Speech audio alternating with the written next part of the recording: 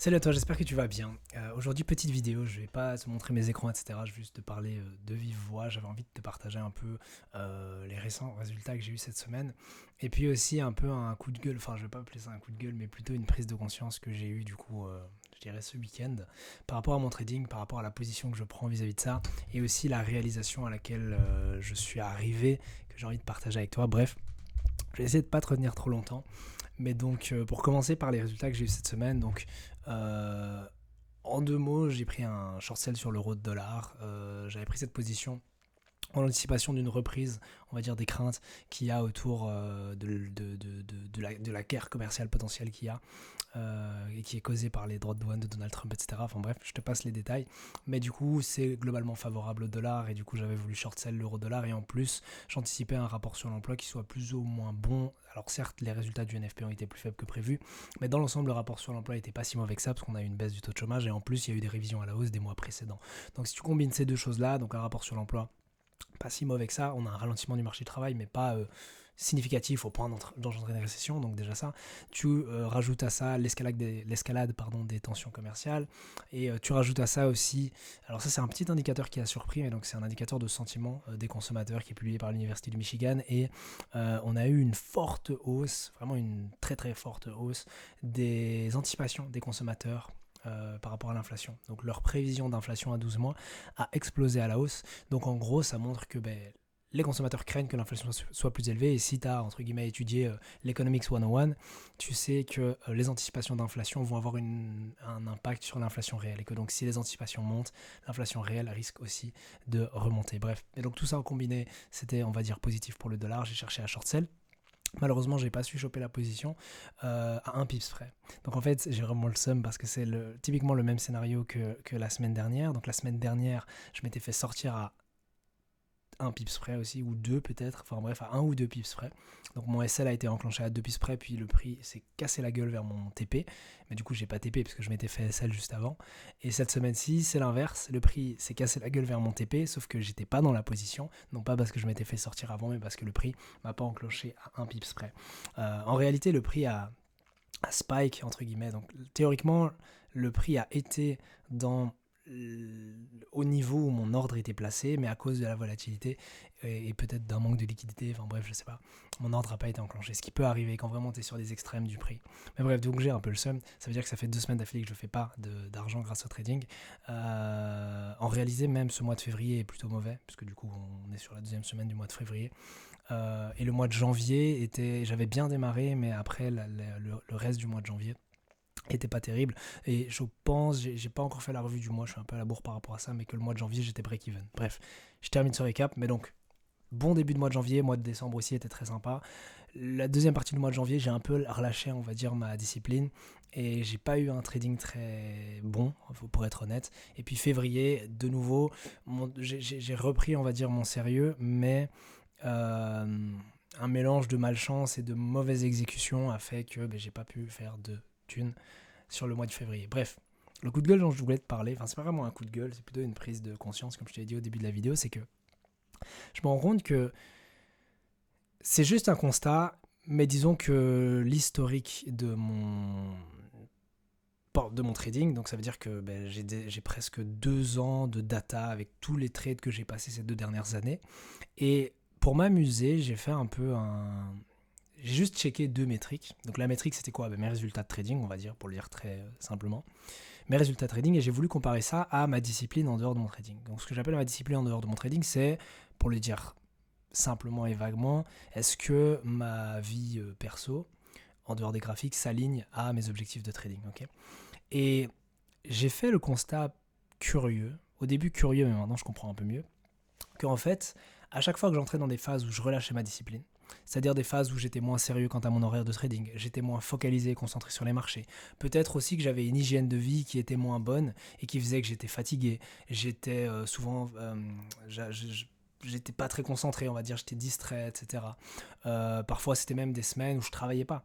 Ça veut dire qu'il est arrivé que je saute carrément un jour et je fais pas mon boulot en tant que trader sur la journée. Ou parfois, je fais pas les petites tâches qui, certes, ne sont pas obligatoires, mais qui quand même améliorent ton trading, du genre revoir ta journée de trading, revoir peut-être ta semaine de trading, essayer d'identifier les erreurs pour voir ses potentielles erreurs et ne pas les refaire, etc. Bref, toutes ces choses-là, ce que j'appelle relâcher un peu sa discipline. Et j'ai remarqué en fait qu'à chaque fois, si je pouvais donner des points, on va dire, à quand ma discipline est peut-être à 5 sur 5 et quand elle est à 0 sur 5, on remarquerait que quand ma courbe de croissance, donc mon equity curve monte, ma discipline est nickel. Et quand elle descend, ma discipline, c'est dans ces moments-là où je la relâche. Alors tu vas me dire, bon, les deux choses n'ont rien à voir en soi, parce qu'il y a le trading, et puis il y a la vie en dehors du trading. C'est vrai que voilà, c'est pas parce que ta vie en dehors du trading est... Enfin, ce que je veux dire par là, c'est que tu peux avoir une hygiène de vie déplorable, avoir vraiment une discipline à chier en dehors de ton trading, mais quand tu es sur les graphiques, tu es vraiment hyper sérieux et tu peux avoir des bonnes performances comme ça. Mais je suis le genre de personne qui est, on va dire, tout ou rien. Ça veut dire que j'ai tendance à mettre... En gros, je suis le genre de personne où si ça va pas dans un domaine, ça va avoir tendance à impacter la plupart de mes domaines. Et ça va dans les deux sens. Ça veut dire que si maintenant ça va pas dans mon trading, généralement je suis de moins bonne humeur et mes autres projets sur le côté se passent moins bien. J'ai moins de motivation, j'ai moins cette pêche, on va dire. Ou à l'inverse, quand ça se passe très bien dans mon trading, j'ai la pêche, je suis très motivé, etc. Et ça se répercute aussi dans les autres domaines de ma vie. Bref. Mais donc le problème de ça, c'est que... Bon, déjà, mon trading va impacter ma vie perso, mais dans l'autre sens, ma vie perso va aussi impacter mon trading. Et donc, quand je relâche ma discipline, quand je relâche mon hygiène de vie, quand, comme je te l'ai dit, je suis fatigué, je manque de clarté d'esprit, je saute des sessions de trading, ou bien je sors parfois aussi en soirée, et du coup, si tu sors en soirée et que tu fais la fête à fond, tu sais que le lendemain, tu ne seras pas du tout en état. Enfin, tout est relatif, ça dépend, mais parfois, tu peux être pas du tout en état de travailler, soit parce que tu te réveilles trop tard, parce que tu es en gueule de bois, ou des trucs comme ça. Bref, mais donc, le constat auquel je suis arrivé, maintenant que je t'ai posé un peu tout ce background, c'est que si je veux réussir dans le trading, je pense, et c'est quelque chose qui me concerne moi, mais peut-être que ça te concerne aussi, c'est soit tout ou rien. Ça veut dire que je dois vraiment me donner à 100%, ou alors, si je me donne qu'à moitié, donc à 50%, j'aurai pas des résultats. Parce que ça fait peut-être un peu plus d'une année, 1 an et demi, on va dire, que je me donne à 50%. Donc ça veut dire que je travaille sérieusement, ça oui, j'ai toujours été sérieux dans mon approche du trading, mais je travaille pas intensément. Il y a une différence entre les deux. Tu peux être sérieux dans un projet, mais si tu travailles pas intensément, tu n'auras pas des résultats concrets. J'aime bien souvent, tu le sais dans mes vidéos, donner des métaphores un peu qui ont rien à voir, mais au final ça reflète bien ce que j'essaye de dire. Imaginons maintenant que tu te donnes à fond au sport, ok, donc tu te donnes sérieusement au sport, par exemple tu vas à la salle de sport pour avoir des résultats concrets, mais si tu te donnes sérieusement, ça veut dire que tu vas veiller à ce que tu manges, tu vas veiller à bien faire les exercices, les mouvements, mais si tu te donnes pas intensément, c'est-à-dire si chaque séance de sport tu te dépasses pas par rapport à la précédente, tu te donnes pas à fond, tu n'essayes pas de battre la compétition, etc. Même si ta compétition c'est toi-même, tu vas pas faire autant de progrès et peut-être même jamais réussir à atteindre le niveau auquel tu aspires, tu vois. Et donc pour moi, et encore une fois, j'insiste vraiment sur ce mot-là, c'est vraiment pour moi. Ça veut dire que peut-être qu'il y a des gens qui peuvent avoir vraiment un lifestyle horrible et à chier, mais réussir dans le trading. Tu peux peut-être, il y a des gens, avoir tout qui s'effondre dans ton monde autour de toi. Je sais pas moi, tu perds ta famille, tu perds, je sais pas moi, ta petite amie si t'en as une. Je sais pas moi, au niveau professionnel ou scolaire, tu te fais exploser, tu perds ton boulot ou alors tes études, ça va pas du tout. Peut-être que t'es ruiné, t'as pas de thunes en dehors du trading, etc. Enfin bref. Peut-être que tout au monde peut s'effondrer autour de toi, mais tu arrives à rester focus sur les marchés. C'est pas mon cas. Comme je te l'ai dit, j'ai tendance à pas mettre tout dans le même panier, mais en tout cas, les choses vont s'influencer les unes aux autres. Bref, vont s'influencer. Désolé si j'ai du mal à m'exprimer. Mais donc voilà. Et donc j'arrive vraiment à un point dans, on va dire, toute cette aventure, depuis le temps que j'ai lancé cette chaîne YouTube, mais déjà un peu avant, parce que j'ai pas commencé le trading quand j'ai lancé ma chaîne YouTube, j'avais déjà commencé un peu avant, mais donc j'arrive à un point où je me rends vraiment compte que si je veux y arriver, je dois vraiment tout donner. Mais quand je dis tout donner, ça veut dire que tout, on va dire, toute ma vie presque, doit s'aligner à mon trading. Genre tu te lèves trading, tu manges trading, tu dors trading, alors bon, faut pas non plus devenir obsédé, je suis d'accord, il y a des limites dans ce qu'on va appeler la hustle culture, mais disons juste que je vais donner des exemples concrets, ça va être plus simple. Imaginons, voilà, demain c'est lundi, début de semaine, etc. Nouvelle semaine, nouveaux, on va dire, thèmes macro qui vont influencer les marchés, etc. Un trader avisé aborderait la semaine en étant préparé, donc il a déjà revu sa semaine précédente, il a préparé tout ce qui va arriver dans la semaine à venir, il a checké les positions qu'il a prises, il check aussi, je sais pas moi, les niveaux clés, bref, tout ce qui va lui permettre de bien se préparer, comme ça à l'ouverture des marchés le lundi, il est prêt à aborder les marchés. Et puis alors peut-être que le lundi est passé, ensuite ok, Peut-être que mardi, ses idées de trading se formulent un peu mieux. Il se dit, ok, voilà, je vois un peu plus clair maintenant que les investisseurs ont un peu pris position lundi, mais mardi, je vais chercher à me positionner parce que j'ai une idée de trade globale pour la semaine que j'ai envie de jouer, voir si elle passe ou pas. Et tout ça, ça demande une certaine rigueur et une certaine discipline. Par exemple, le soir, il va revoir ses positions. Par exemple, si, je sais pas moi, un vendredi soir, ou enfin non, vendredi soir c'est encore autre chose, mais allez, en pleine semaine, un mardi soir, t'as des copains qui te disent, oui, est-ce que t'as envie, je sais pas moi, d'aller boire une bière ou de sortir, etc. Ça change, je sais pas moi, que le lendemain, t'as le CPI, par exemple, c'est un bon exemple pour cette semaine. Mercredi, t'as le CPI. Peut-être que tu vas pas avoir envie de sortir et faire la fête toute la nuit, parce que le lendemain, tu as envie d'être en forme pour pouvoir trader, peut-être pas le CPI en lui-même, mais en tout cas observer la réaction des marchés au CPI, te préparer avant le CPI, peut-être trouver une position avant ou après, ou en tout cas adapter tes analyses, etc. Mais donc c'est une sorte de sérieux qui, même si tu dois pas non plus être obsédé par les marchés, comme je l'ai dit, tu dois quand même avoir une certaine rigueur et tu dois avoir une certaine intensité dans les efforts que tu mets. Et ça, je pense, c'est ce qui m'a cruellement manqué cette année. C'est le constat auquel j'arrive. Après, peut-être que je me trompe, peut-être qu'en réalité, je pourrais être juste, comme je l'ai dit tantôt, avoir un lifestyle éclaté au sol, avoir une vie en dehors du trading éclatée au sol et pourtant quand même réussir en trading. Et peut-être que je me trompe là où je me trompe dans ce que je pointe du doigt.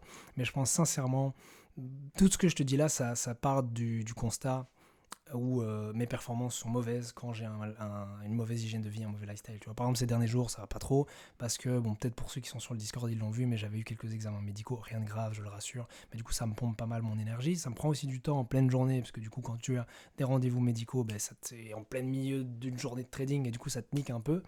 Par exemple, aujourd'hui, j'ai pu faire tout mon travail ce matin, mais j'ai été cassé et je viens seulement de rentrer à 18h. Donc, il s'est rien passé sur les marchés, heureusement, j'ai rien raté.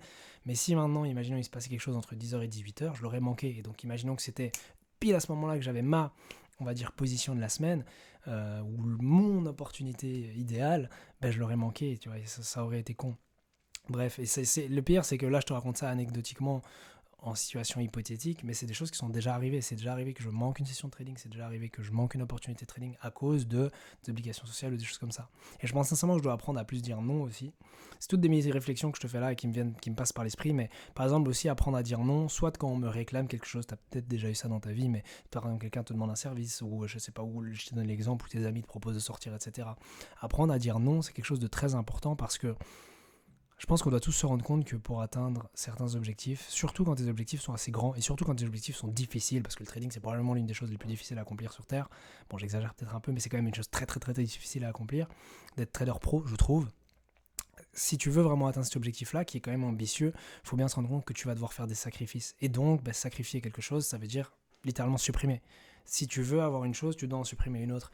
Et c'est là où tu dois faire un peu un choix et te dire, ok, bon, quel est mon mode de vie actuel, ok, comment est-ce que je vis. Ah, je suis le genre de personne qui me lève tard à 9-10 heures. Ah oui, mais le problème c'est que je dois faire une session à 8 heures du mat. Ah non, ça va pas. Ah, je suis le genre de personne qui le soir en fin de journée, j'ai la flemme, je préfère me divertir en regardant une série sur Netflix plutôt que de faire ma revue de la journée pour me préparer pour demain, etc. Ah ben non, ça va pas, je dois dégager Netflix. Après, ça veut pas dire qu'il faut commencer à vivre une vie hyper austère et plus avoir aucun plaisir. Mais ce que je veux dire par là, c'est commencer sérieusement, c'est ce que je vais faire de toute façon après la vidéo, et c'est ce que j'ai déjà commencé à faire avant la vidéo, mais c'est commencer sérieusement à se poser les questions, ok, qu'est-ce qui, dans ma vie, s'aligne à mes objectifs, qu'est-ce qui ne s'aligne pas à mes objectifs. D'ailleurs, ça peut être un exercice que tu peux faire aussi si ça t'intéresse. À la fin de la vidéo, ou même maintenant, tu fais pause sur la vidéo, ou tu arrêtes la vidéo et tu le fais. Tu prends une feuille de papier, tu fais 2 colonnes, tu dis, ok, qu'est-ce qui s'aligne à mes objectifs, qu'est-ce qui ne s'aligne pas à mes objectifs, qu'est-ce qui sert directement ma performance, mes résultats, et qu'est-ce qui, quand je le fais, améliore mes résultats et mes performances, et à l'inverse, qu'est-ce qui empiète sur ma performance et mes résultats. Par exemple, je n'ai pas parlé non plus de tout ce qui est... je l'ai évoqué, mais je n'en ai pas parlé en détail, mais tout ce qui est hygiène de vie, je sais que mon alimentation va avoir quand même un gros impact sur moi, et que ça m'est déjà arrivé d'avoir parfois une semaine complète où je vais manger, mais comme de la merde. Je vais même pas le dire à la caméra ce que je mange, mais vraiment comme de la merde. Et à l'inverse, il y a des semaines où je mange super sainement et super bien. Et forcément, quand je mange bien et sainement, je suis déjà de bonne humeur, mais du coup je suis pleinement éveillé, je suis pleinement conscient, j'ai vraiment une sorte de clarté d'esprit qui est difficilement descriptible, mais c'est ce que j'aimerais avoir tous les jours, tout le temps. Mais pour ça, du coup, je dois manger sainement. Même chose avec le sommeil. Il y a des semaines où mon rythme de sommeil est vraiment terrible, où je cumule à peine peut-être 10 heures de sommeil sur 3 jours. Et ça va pas. Parce que t'as pas envie d'aborder les marchés quand t'es claqué mort, parce que tu vas faire des bêtises, t'es plus susceptible de prendre des décisions émotionnelles et tu veux vraiment mettre ça en dehors. de la table de trading. À l'inverse, si tu dors 8, 9, peut-être même 10 heures, je sais pas, ou peut-être 7 heures, c'est suffisant, mais par nuit, ben là, tu seras du coup bien reposé et du coup, c'est quelque chose qui est mieux. Ou autre exemple aussi, les distractions, ça, je sais que c'est quelque chose qui touche beaucoup de gens, mais bon, voilà, on a tous un téléphone, ok, c'est cool. On a tous, voilà, Instagram, peut-être il y a des gens qui ont TikTok, je sais pas, enfin bref, tous les réseaux sociaux possibles. Ça nous arrive à tous dans la journée. Hop, tu déverrouilles et tu regardes un peu ce qu'il y a. Peut-être qu'au départ, c'est juste pour répondre à un message et puis tu te retrouves dans le fil d'actu et tu traînes, tu traînes, tu traînes. En réalité, j'aime bien me dire que quand tu démarres la journée, c'est comme si tu avais des brain points, tu vois, des points de cerveau, des points de concentration et que plus tu consommes du contenu, moins ton cerveau est énergique, plus tu perds des points en fait sur la journée. Imaginons que tu commences avec ta jauge pleine à 10 points et si maintenant tu consommes, imaginons aucun contenu, peut-être que tu termines la journée à 7 points ou 6 points, tu vois, parce que ton cerveau fatigue logiquement sur une journée. Mais si maintenant toute la journée tu es là sur TikTok, Instagram, Netflix, t'écoutes de la musique à fond tout le temps pendant des heures, bref, toutes ces choses-là qui sont très dopaminergiques, tu vas te retrouver à la fin de la journée avec 2-3 points de cerveau et juste, en fait, c'est comme si ton cerveau, c'était, je sais pas, il était tout mou, tu vois, et t'arrives plus à te concentrer, t'arrives plus à rien faire. Enfin, après, tout ce que j'explique là, je pense que tu l'as sûrement déjà vécu, peut-être que tu mets pas les mots dessus, mais c'est des choses qui nous touchent tous. Et donc, peut-être aussi, c'est aussi arrivé, je fais un lien avec mon trading parce que ça a un impact sur mon trading, c'est déjà arrivé que je manque des opportunités, que je sois pas focus sur une session et que juste je fasse de la merde, littéralement, juste parce que ben, j'étais distrait par mon téléphone. Imaginons, c'est tout con, hein, mais je sais pas, il est midi, enfin, ou plutôt, on va dire 13h, 13h30, je regarde une série, imaginons, je regarde un épisode d'une série, ça dure quoi, 50 minutes, peut-être, cool, et il y a, je sais pas moi, le NFP juste après à 14h30, ou un CPI, ou un truc comme ça à 14h30, sauf que du coup, j'oublie, parce que je regarde ma série, et puis quand j'ai fini ma série, il est quelle heure? Il est genre 14h45, je suis à mes merdes. Mais non, ça va pas, ça, c'est pas sérieux, puisque tu viens de manquer le rapport. Alors peut-être que, ok, tu vas pas commencer à faire du scalping de nouvelles et tu vas pas trader la nouvelle en elle-même, mais c'est pas très sérieux d'arriver comme ça après, ah ouais, il s'est passé quoi? Ah, et j'avais une position ouverte, ah ben oh, tant mieux, ça a été dans mon sens. Non, c'est pas sérieux. Ce serait peut-être mieux dans ces cas-là de regarder en temps réel, tiens, ok, comment les marchés réagissent à la nouvelle, comment je dois ajuster ma position, ou est-ce que je ferme ma position, ou si j'ai pas de position, comment est-ce que ma vision pour les jours à venir change par rapport aux résultats qu'on a eu dans l'annonce. Enfin, avoir un trading actif, avoir un trading sérieux, avoir un trading intense, et ça m'est déjà arrivé, c'est pas une blague ce que je te raconte là, d'avoir ce genre de distraction. Ou alors, je sais pas, moi, je suis juste distrait par mon téléphone en journée, et ma manière de voir les marchés n'est pas aussi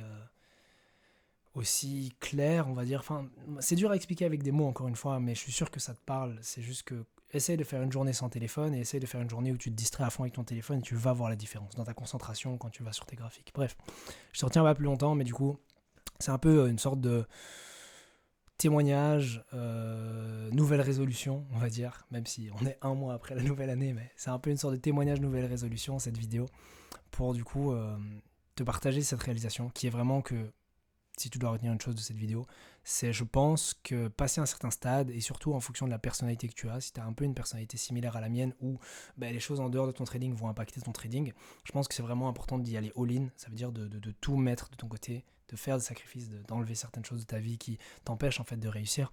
Parce qu'il y a un moment où on fait tous des progrès au jour le jour. Ok, genre enfin, il y a des gens qui régressent, mais généralement on progresse tous, ou au pire on stagne, mais voilà. Mais il y a un moment où il faut quand même être réaliste et regarder en arrière et se dire, ok, sur les 3 derniers mois, sur les 6 derniers mois, peut-être même sur l'année complète qui s'est écoulée, est-ce que j'aurais pas pu mieux progresser? Est-ce que j'aurais pas pu accomplir plus? Et souvent la réponse est oui. Et quand on se demande comment est-ce que j'aurais pu accomplir plus, on se rend compte qu'en fait il y a d'autres sacrifices qu'on aurait dû faire, des choses qu'on aurait dû dégager de notre vie. Bref, je te retiens pas plus longtemps, j'espère que la vidéo t'a plu, c'était une petite vidéo rapide comme ça. Bref, c'était Dorian, ciao.